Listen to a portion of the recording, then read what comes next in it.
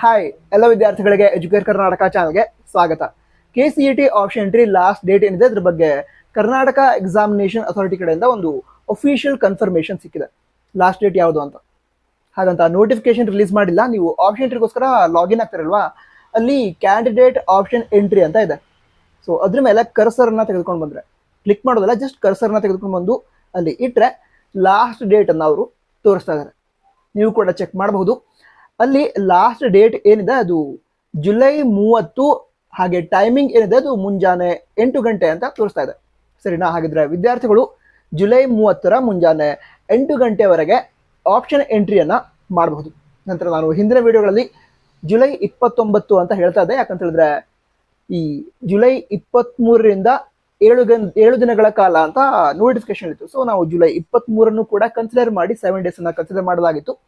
But ಈಗ ಅದೇ July 30 ಮುಂಜಾನೆ 8 ಗಂಟೆವರೆಗೆ ಅವಕಾಶ ಇದೆ ಅಂತ ಹೇಳಿದ್ದಾರೆ. ಸೊ ನಿಮ್ಮ ಫ್ರೆಂಡ್ಸ್ಗೆ ಈ ಇನ್ಫಾರ್ಮೇಶನ್ ಶೇರ್ ಮಾಡಿ. ನಂತರ ಈ ವಿಷಯವನ್ನ ನನಗೆ ತಿಳಿಸಿದ್ದು ಕೂಡ ನಿಮ್ಮದೇ ರೀತಿ ಒಬ್ಬ ಸಬ್ಸ್ಕ್ರೈಬರ್ ಅಥವಾ ಸ್ಟೂಡೆಂಟ್. ನಂತರ thank you for sharing this information with us. All the best. ಜೈ ಹಿಂದ್. ವಂದೇ ಮಾತರಂ.